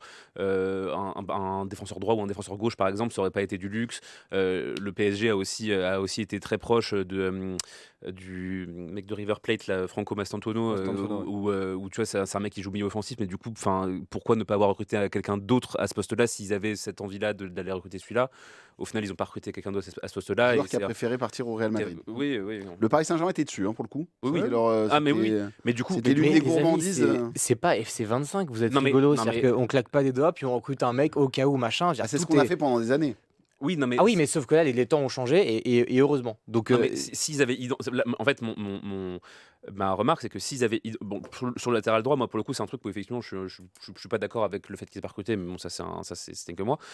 Sur le fait qu'ils avaient ciblé Mastantuono, j'ai du mal à comprendre du coup pourquoi du coup c'était lui ou rien quoi. Mais du coup est-ce que c'est parce qu'ils voulaient ce joueur-là en particulier, est-ce que c'est parce qu'ils avaient identifié un potentiellement qu'à ce poste-là, enfin ça c'est pareil, j'ai pas toutes les clés pour le comprendre je pense, mais enfin voilà donc voilà. On va en rediscuter bien évidemment des blessés parce qu'on va avoir après le topo, on va nous annoncer de savoir qui est blessé longtemps, pas longtemps. C'est vrai que si Kvara ça pouvait être juste un coup et qu'il pouvait revenir vite, je suis preneur. J'ai rien contre Kanginli, quoique, mais bon. c'était pas mal. Hein. Moi, j'ai pas détesté. Ce qui est, Au milieu ce qui de est terrain. fou. Au milieu de terrain. Ah, Sur Lopez Délé, c'est pas ouf. Oui, au milieu de terrain, je te Mais parle. le problème, Bien c'est sûr. que là, on parle vraiment de la problématique des offensifs, quoi. Oui, bien sûr. Parce que en fait, en offensif, là, on va partir donc face à l'Atalanta. Tu disais les 3 titulaires de la finale de Ligue des Champions ne sont pas là. On va partir donc avec Ramos par défaut, Barcola heureusement, et après Moi je dirais Mayoulou, ouais. Mayoulou. Je pense que physiquement, il est pas encore assez prêt, puisqu'il revient de blessure, etc. Mais sinon, c'est Mbaye. Sinon c'est Mbaye. C'est pour Bah, une sinon- Ligue des sinon, Champions. c'est Lee, hein. Pour une Ligue des Champions où t'as, non, Lee il est blessé. Ah mais oui je suis Et- con. Et Pardon. pour une Ligue des Champions, Un où euro dans la boîte à sous. il y a 8 matchs contre 8 grosses équipes, où tu te dis qu'il n'y a pas de points, c'est-à-dire qu'il faut faire carton plein à domicile, encore plus face à l'Atalanta. Ouais, ok, bah on est confiant là. Ça va être compliqué. Bah, bien sûr que ça va être compliqué. Ça va être très Mais, compliqué. mais c'est encore plus compliqué que ça ne devrait l'être. C'est-à-dire qu'on savait que ça allait être compliqué. Mais tu avais un moyen de te rendre le truc un tout petit peu moins compliqué. Tu te mets un peu plus de densité d'effectifs pour avoir 15 titulaires potentiels, toute ligne globale. Parce qu'on parle là des offensifs, parce qu'il y a des blessés au milieu, il y a des blessés devant. Mais au milieu de terrain, c'est pareil. S'il y a un des trois qui se pète, tout de suite, les solutions sont ok. Ouais, mais avec des si, moi je pars du principe que recruter 5 mecs C'est pas des si. que tu dois intégrer, que Les tu gens, dois... les gens qui se blessent, les mecs qui se blessent après l'enchaînement des 2 saisons, c'est pas un si, c'était quasiment assuré que ça allait arriver. Mais donc tous les mecs qui ont fait 150 ans d'études, qui ont 27 000 données par joueur de chiffres, droit de de se machin, gourer. ils Ils se ont le droit de sont se dit... gourer. non mais ils se sont dit, bon on recrute pas, tout va bien. Je comme pense ça, qu'il y a des pour choix le qui ont plaisir, été quoi. faits, des choix, il y a peut-être du financier qui a été fait, il y a peut-être des... Moi, je pense qu'il y a une histoire de fair play financier qui rôde toujours un peu quand même dans Non, le secteur. même pas qu'une question. Moi, Enfin, je suis fair pas play sûr que ce soit, financier, je suis pas sûr que ce soit fair play financier, parce que fair play financier, les gains qu'a eu le Paris Saint-Germain l'année Honnêtement, dernière, honnêtement, ouais. avec la Coupe du Monde des clubs et la Ligue des Champions, ils sont Non, mais- assez conséquents. puis au-delà Je de pense ça, que c'est une ça- question entre- de sous que le club n'a pas voulu envoyer. En tout cas, on en reparlera. Des blessés dans 100% PSG, la tribune avait compris. C'est riche et intéressant, bien évidemment. Ces échanges, et c'est ce que vous aimez, bien évidemment, dans Ici, Paris, Île-de-France, la radio 100% PSG, avec les podcasts, le mag et la tribune. Vous n'hésitez pas, bien évidemment, à nous mettre des commentaires et à mettre aussi des petites étoiles, des petits pouces, des likes. Ça permet de se faire connaître. Vous savez, c'est l'algorithme. C'est Romain qui m'a expliqué, parce qu'il a expliqué aux vieux, tu vois. Dit l'ancien, voilà, mets des bon, pouces, Bruno. comme ça peut bouger. Ah, mais non, attends, on fait ce qu'on peut, hein. On essaie Mais bien d'avancer, sûr. de se moderniser. Allez, on se fait une pause, à tout de suite. Dans les Landes, dans les années 70, ils ont été des pionniers du surf. Des aventuriers dans tous les sens du terme. Découvrez le destin parallèle des jumeaux Berck qui ont tenté de traverser l'Atlantique en suivant les étoiles dans la série Histoire salée. Histoire salée, le podcast ici qui raconte la mer. Disponible sur l'application Radio France et ici.fr. 100% PSG. Bruno Salomon, la tribune. De retour dans 100% PSG, la tribune, le podcast d'Ici, Paris, Île-de-France. On était en train de m'envoyer une petite information avec normalement le match de Ligue des Champions face à Barcelone devrait se jouer finalement au Camp Nou, mais avec une capacité ultra réduite. Ça risque d'être un peu bizarre de faire cette rencontre le 1er octobre prochain dans un stade de 90 000, mais peut-être qu'avec 25 000 ou 30 000 spectateurs. Il n'est pas du tout fini cet édifice. À première vue, ils ont les autorisations pour Si, ouais, ça va être le Camp Nou. ouais, ça va être le Camp En fait, Nou, ils vont reprendre face à la Real Sociedad le 28 septembre, je crois. Non. Et donc, Mais ce ne sera pas en jauge pleine. ah non, ça sera, je crois que c'est 20 000, même pas. Parce que là, les Même pas. supporters qui ont déjà pris tous leurs billets pour aller à Barcelone, je ne suis pas sûr qu'il y ait... parce que moi, je sais que le PSG est allé du côté... Ça, c'est la petite info que je peux vous donner. Hein, c'est que, vous savez, comme d'habitude pour les réunions UEFA, les matchs UEFA, il y a tout un staff qui se déplace. Oui, Et donc, ils se sont déplacés à Barcelone. Et le seul stade qu'ils ont visité, ils n'en ont pas fait 12. Hein, ils n'en ont fait qu'un seul. Hein, ils ont fait le Camp Nou, les dirigeants du PSG. Et ils ont vu là où il y aurait un parquage qui allait être... Rikiki, ça sera pas énorme, on sera pas nombreux, mais de toute façon on fera autant de bruit qu'eux, bien évidemment, comme d'habitude. Et il est sacrément en retard ce chantier là. Faut envoyer panoramique, c'est pas possible. Non, mais c'est dramatique. Hein. Non mais Vraiment, c'est- c'est dramatique. ça, Non, fait, mais ça fait pas un an qu'il devait Ah, non, être livré. c'est ça. On vit dans une ville où il y a la Sagrada Familia qui est en travaux depuis... Oui, Ouais, là, non mais alors la c'était Sagrada prévu. Familia, Jésus-Christ, pardon, donc, Mais là, c'est c'était un prévu, autre. la Sagrada. La C'est Sagrada très bon, Familia. j'aime beaucoup. Mais non, mais c'est Non, vrai. mais c'est vrai. Sagrada, c'était prévu. Mais alors la C'était un Sagrada, plan par sur contre, la 100 ans. Sagrada est terminée. Non, Non pas encore. Mais Pas encore. pas- Arrête. Dans 1 ou 2 ans. Ah bon, ça De- va. Ouais, Lucas qui réalise cette émission nous dit absolument pas, elle n'est pas terminée. Non. Ah ben je pensais, dans un ou pardon, 2 ans. excuse-moi Lucas, je me Par prie. contre, le Camp Nou, vraie curiosité. Quand on voit les images de synthèse, certes, mais ça donne quand même envie. Alors, j'aimais beaucoup l'ancien stade. Enfin, j'aimais beaucoup. J'ai jamais été un fan du Barça, mais là, j'ai hâte de voir ce que ça va donner quand même le nouveau. On va voir Parenthèse, Oui, j'ai fait un match au Camp Nou. Je pense que c'est une des pires ambiances que j'ai fait de ma vie. je te le C'était confirme. naze. Je te le Oui. confirme. Si c'était la remontada, c'est normal. Hein. Alors, Alors, je pense que pour le coup, il y aurait une sacrée ambiance à la remontada. J'étais allé voir un vieux Barcelone rétafé, un 0-0 éclater sa race. Et, voilà. éclater ça, mais il est Ouais. fou furieux. Mais qu'est-ce qui te prend? Ça fait 2 là. Ça suffit maintenant. C'est Sa pas race, des c'est mots pas un- qu'on c'est pas un gros utilise. mot, C'est pas des mots qu'on utilise. Allez, les amis, Pardon. juste un petit mot rapide avant de parler de la Ligue des Champions. Juste, on rappelle que le prochain match de championnat, on a parlé du championnat, des blessés, etc. Le prochain match de championnat, c'est OM Paris Saint-Germain. Et je vous laisse imaginer que dans le Sud, à nous voir tomber comme à Gravelotte, Eh oui. avec les joueurs qui tombent un par un, eux, ils se disent, c'est notre année. C'est peut-être le coup. Et moi, je vous pose la question, y a-t-il danger pour le classique de dimanche prochain? Pourquoi tu rigoles? C'est notre année. C'est un On joue le gag. titre, c'est quelque chose. Ah non, qui c'est me- pas le titre. Là, je te dis Non, juste non, mais de nous battre, de battre le Paris Bien sûr, Saint-Germain bien sûr. dimanche.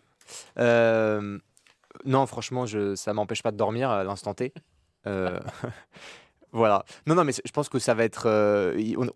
Bon, Paris n'est pas dans les meilleures dispositions, mais bon, ça se passe en général assez bien. Je vois pas dans quel monde ça pourrait être une promenade de santé côté Marseille et qui puisse dérouler, ou ne serait-ce que. Voilà. On peut pas se faire embarquer dans un match comme ça avec leur nouvelle recrue. Moi, je les ai regardés un peu. Bon, c'est pas. Moi, Non, je mais crie putain, pas au génie avec ce qu'ils ont fait face à Lorient, mais. Tous les ans, c'est pareil. Pardon. Moi, franchement, Marseille, a l'air de vouloir embêter le PSG, mais j'attends de voir. Moi, honnêtement, tous les ans, on dit pareil. Ouais, mais est-ce que finalement leur Tous les ans, on Graal, dit la même je sais chose. pas, moi j'ai entendu que alors je le sais, hein, j'ai bien entendu de Zerbi qui nous a dit que c'était un match comme les autres, en fait qu'il n'y avait pas de classique, ça n'existait pas, que pour lui il y avait trop de différences financières.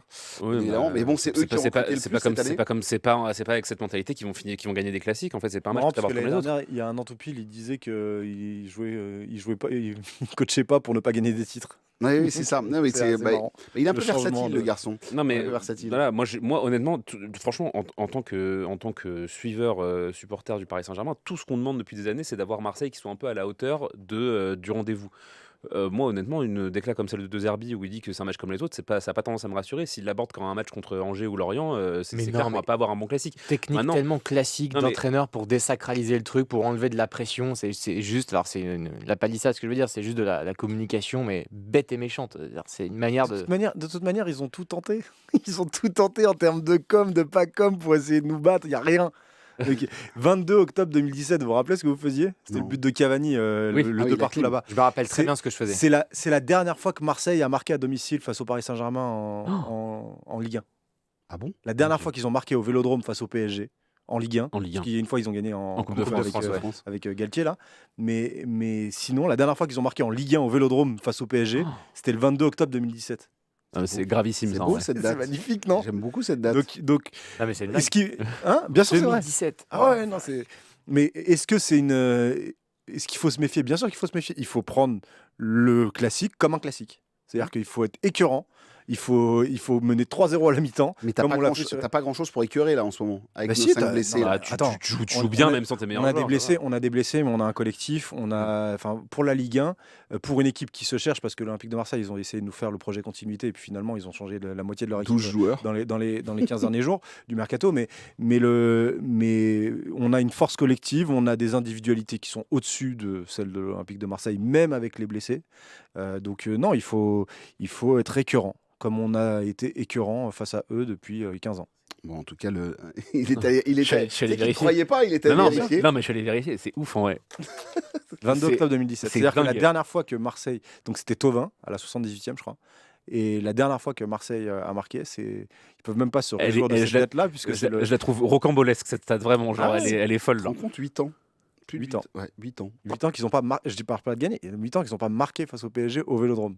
En Ça fait Ligue 8 ans que dans un classico, les supporters ils sont arrivés, ils ont mis le feu et puis on entend le bourdonnement. Mais souhaitons quand même un bon match aux deux équipes. Souhaitons sûr. un bon classique pour l'intérêt du championnat français. Et voilà, mais je pense que Paris n'a pas de grosses inquiétudes. Moi je souhaite juste qu'on ait 9 points d'avance à la 15e, à Ah oui, la 5e, c'est le but. journée. Et voilà, c'est Oui, bien sûr. Oui, voilà, mais c'est dans un beau match. Ouais, un beau match. C'est très beau si on mène 3. L'année dernière, Ouais. il y avait 3-0 à la 25e, il y avait carton rouge pour Harit, c'était un très beau match. Il n'y a pas faute, il n'y a pas faute. Non, c'est Ouais. pas vrai, il n'y a pas rouge. Ouais, bah voilà. On les a entendus. En tout cas, ce sera à suivre sur l'antenne d'ici Paris-Île-de-France. C'était juste une petite question, voilà, juste pour se mettre en bouche, bien évidemment, avec ce classique qui arrive. Désormais, Tu es bien reçu au Vélodrome quand tu y vas, Bruno? ça se passe toujours plutôt bien. Oui. Non, sérieusement, c'est Bon. pas, j'ai pas de soucis. J'en ai un qui est allé la saison dernière à ma place. Moi, j'ai eu. Alors, d'un point de vue accueil dans le stade, il n'y a pas de problème, il n'y a rien de. Oui, bien sûr. Mais il y a quelques supporters marseillais qui m'ont reconnu via. Parce qu'à Winamax, il y a deux présentateurs. Il y a Thomas Bonavent qui est très marseillais et moi qui suis très parisien. Bien sûr. Mais Toi, c'était t'es supporter plus. du PSG, toi. Ouais, mais C'est c'était plus connerie. pour charrier, tu vois. C'était on va te dénoncer, on va dire que t'es là, on va dire que t'es là, etc. Mais c'était plus. C'était bon enfant. Bon, Bon, je me ouais. fais arrêter pour me faire. Ils sont Non, gentils, écoute, les Marseillais, en vrai. jusqu'ici. il y En a- vrai, la haine c'est de la haine de bande. C'est-à-dire que quand il y a des bandes rivales qui s'affrontent, effectivement, il y a mais quand ils trouvent un Parisien ou un truc, mais que c'est du 1 contre 1, il y a pas de, ça rigole. Après, voilà, je me suis jamais, tu vois, embarqué à passer. Je suis pas venu en maillot. Voilà, je suis pas parti. Ouais, en mais ville. faut pas, bien sûr. Hein, Déjà, t'as pas le droit, tu te fais arrêter. Oui, c'est vrai. Parce qu'avec les arrêtés préfectoraux. Mais le seul truc, je les ai vécus. J'ai vécu celui de 2009, 2008, où avec qu'est-ce qu'on est? On est à Grippe-Avière. Tu sais, il y a un truc, ça part en sucette sur le vieux port. Non, très franchement, j'ai pas de mauvais souvenirs en fait. Après, ça se passe avec la presse locale. C'est à la cool, on se connaît depuis quand même quelques années. Bien sûr, Non, évidemment. en fait, je vais vous faire l'anecdote. Allez, je sors les vieux dossiers. Le truc où j'avais rigolé, c'est quand on joue le trophée des champions en Tunisie. Donc il y a OM Paris Saint-Germain. Ouais. On le perd au penalty, si je ne me trompe pas. Ça fait un moment donc. Ouais, et en gros, la ligue de football organisée, tu sais, tu partais avec la ligue et tout. Oui, bien sûr.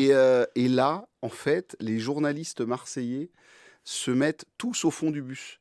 Tu sais, genre, on se mélange pas avec les Parisiens. Ils sortent leur enceinte, C'est mettent ça, la musique à c'est fond. ça. Et donc, nous, les Parisiens, on se retrouve devant, mais tu vois, il n'y a pas cet esprit-là de côté communauté, Marseille ou Paris. Donc, en fait, mon grand ami Tony Cellier, que je salue, ancien commentateur de Marseille, est embêté. C'est-à-dire que il est le parrain de mon fils, c'est un ami que je connais depuis 20 ans, et donc il vient.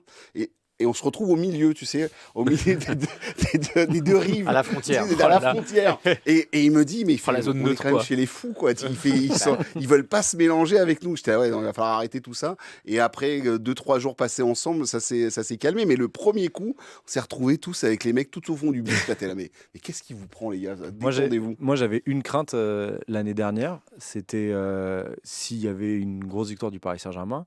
On est en train de commenter le match, on s'enflamme, on crie. Et j'avais peur que dans le silence du Vélodrome, un but d'un 2 ou 3-0, j'allais crier, j'allais me faire. Et puis en fait, le Vélodrome, depuis qu'il est fermé, même quand ça chante pas, Il y a un bourdonnement. il y a un truc de fond qui fait Ouais. qu'on n'entend pas. En fait, on t'entend Ce pas. qui se passera, c'est que je pense que le moment où ils réussiront peut-être à battre le Paris Saint-Germain, là, la sortie peut être rock'n'roll parce qu'ils vont ils sont tellement dans le coup. Je me rappelle très bien de la violence. C'est vraiment le coup sur les réseaux sociaux. Le seul moment où j'ai été emmerdé sur un PSG-OM, vraiment depuis 17 ans, c'est le coup où ils perdent. Le PSG perd avec la bagarre là, avec Neymar, le 1-0 au Parc des Princes. Oui. Là sur les réseaux pendant sociaux, le Covid, ça en plus. Ouais, pendant le Covid. Mais là sur les réseaux sociaux et même des gens que tu connais depuis des années. Ils avaient tellement besoin de se lâcher qu'à un Bien moment, sûr. t'as envie de dire aux gars, descendez tranquille, quoi. On y était ensemble le match de Coupe de France où Tout le à PSG fait. perd. Mais, pour le coup, moi c'est vrai que Marseille qui gagne un classico, Classique. j'étais pas tout à fait serein pour la sortie de stade. Ouais. En vrai, ça s'est bien passé. Non, mais Après, tu sais que l'hôtel était à 5 mètres précisément non, de la sortie du stade. on n'était pas à celui-là. Ah si?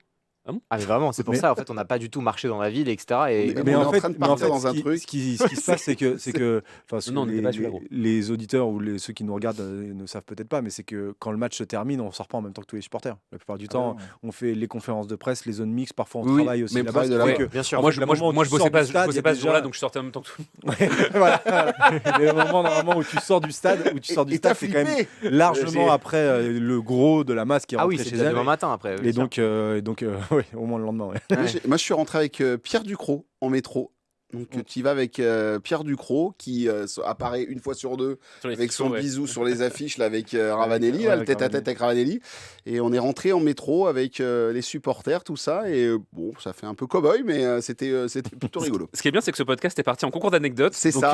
Ah, ben, C'est intéressant. Hein. on peut non, mais voilà. En tout cas, après, moi, ça se passe toujours plutôt bien. Les amis, on parle de la Ligue des Champions, le Paris Saint-Germain, ce que je disais dans les titres, parce que vraiment, ça fait classe. On remet le titre en jeu.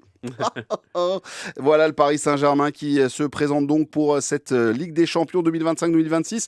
Deuxième édition de la poule unique. On le rappelle, ça va être rock'n'roll pour le Paris Saint-Germain avec du Bayern Munich, avec de l'Atalanta Bergame. Il y a du FC Barcelone, il y a du Bilbao. Qu'est-ce que j'ai encore oublié? Sporting. Il y a du Sporting, il y a du Tottenham, Leverkusen, Newcastle. il y a du Tottenham, du Newcastle. Bref, je vous le dis, ça va être chaud, ça va être rock'n'roll. L'année dernière, tu arrivais à te dire, bon, Gérone, bon, allez, Stuttgart, tu vas t'en sortir, ou en tout cas, Là, il n'y a pas de faiblesse, ou en tout cas, il n'y a Franchement, pas d'équipe moins. franchement, Atalanta, Tottenham, Sporting et Newcastle, ça m'empêche pas de dormir, hein, vraiment. C'est la Ligue 2 tout ça. Bon, Ah ouais, d'accord. Ligue 2, ok. Pas du Tout tout, ça. pas du tout. Non, Ils je sont plaisante. chauds, ils sont Non chauds. mais Ça, c'est le coup à ressortir la bonjour, hein. capsule. Non mais attends, je crois que c'est avec toi qu'on avait eu ce débat ici. Bon, j'avais une question forcément quand même ici. autour de ça, mais vas-y. Mais il n'y a pas. pas, pas longtemps, et en vrai de vrai, moi j'estime que le groupe de l'année dernière était plus relevé que le. Ah non, on n'a jamais eu ce débat-là et je suis pas du tout d'accord. Ah bah très bien, et bah allons-y alors. Allons-y. Oui, parce que moi, en fait, en gros, j'avais une question plus globale, mais on va revenir sur votre propos, les gars. Mais en gros, c'est le PSG est-il favori pour cette Ligue des Champions 2025-2026? En gros, t'es champion sortant, tu remets ton titre en jeu. Est-ce que sur le papier, quand tu vois la course à l'armement de Liverpool, quand tu vois le Bayern Munich, etc., est-ce que ce Paris Saint-Germain est le grand favori? Et bah voilà, tu as gagné, en gros, tu prends le statut et la couronne et tu avances avec ce petit point rouge qui va se déplacer sur ton front toute la saison. Est-ce que Paris est le grand favori de cette édition 2025-2026?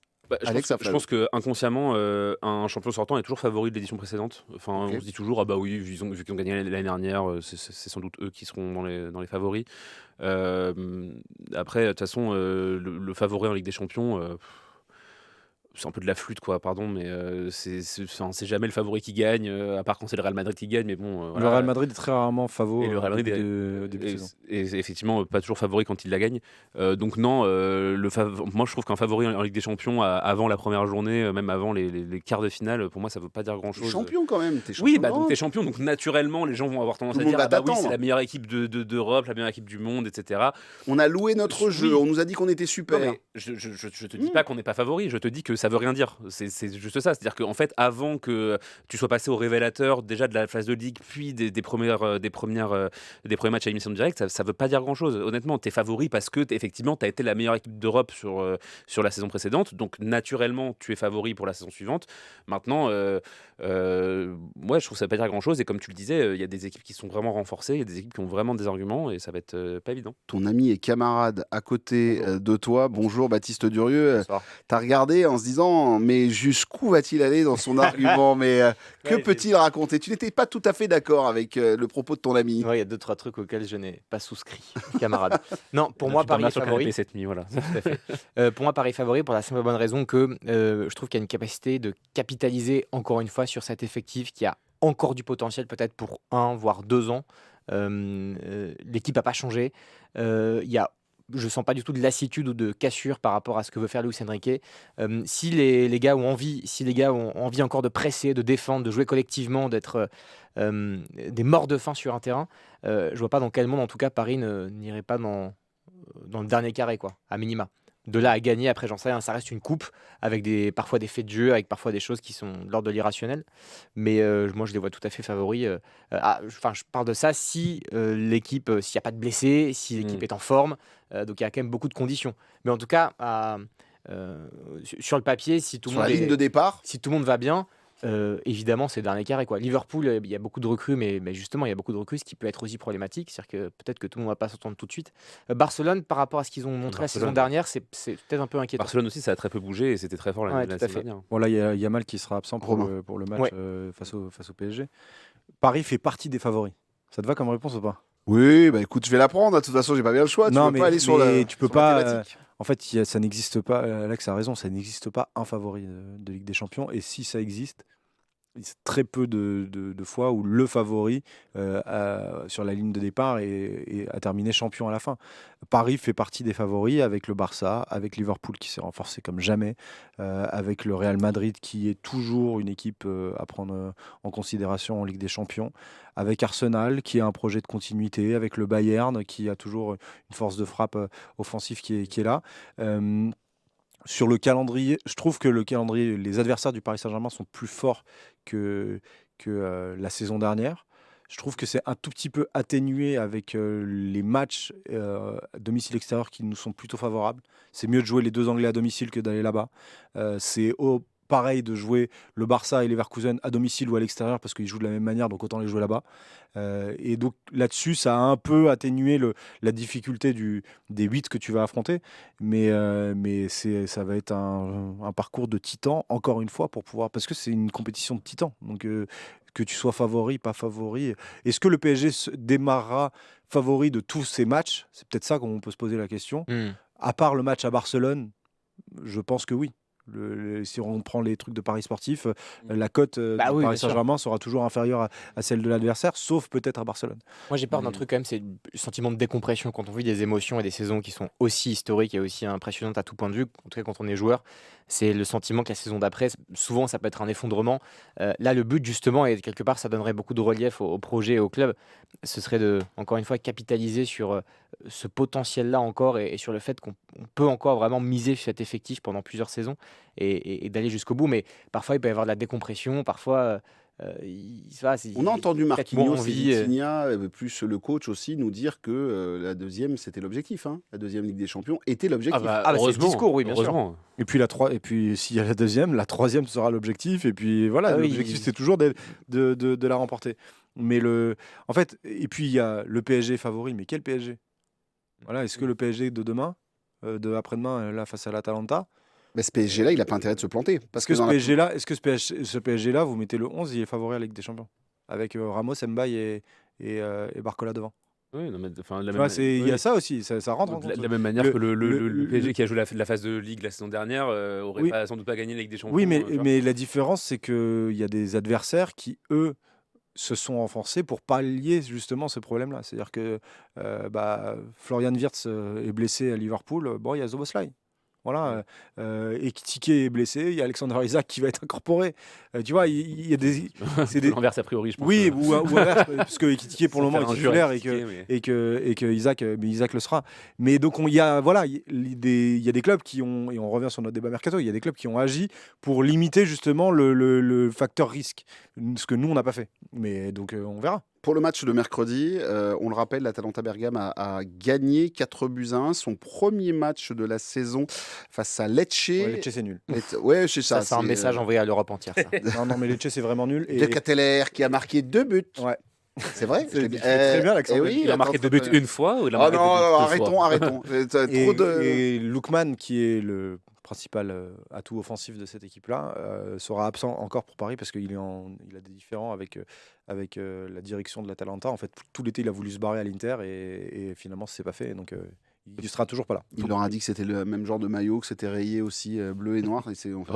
Pour le coup, effectivement, la victoire de l'Atalanta hier, elle est à prendre en compte. Mais après, voilà, faut pas oublier que c'est une équipe qui est en reconstruction parce qu'ils perdent quand même leur coach qui était là depuis 10 ans, Gasperini qui est parti cet été. Ils ont perdu leur meilleur buteur, Raspadori, qui est parti en Arabie Saoudite cet été.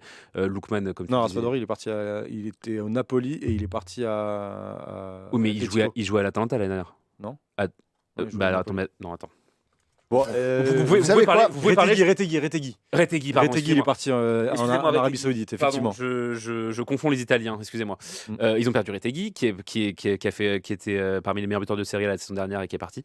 Donc voilà, ça va être une équipe qui va arriver je pense pas qu'ils seront en bien meilleur état que nous, que le PSG. Attends, même en forme, l'Atalanta, oui, voilà, et au demeurant, ça ne reste que l'Atalanta, effectivement. C'est Ivan Juric, désormais le coach de cette équipe. Je vous invite d'ailleurs pour vous faire vraiment une belle idée de ce qui se passe du côté de l'Atalanta Bergame, d'aller écouter sur notre chaîne YouTube, ici, ça s'appelle 100% PSG, ici Paris-Île-de-France. Vous allez voir le mag de Pia Clément sur que vaut l'Atalanta Bergame, c'est le titre qu'on a donné à cet épisode, et vous allez voir, hyper intéressant avec des spécialistes de la Serie A italienne et du championnat italien.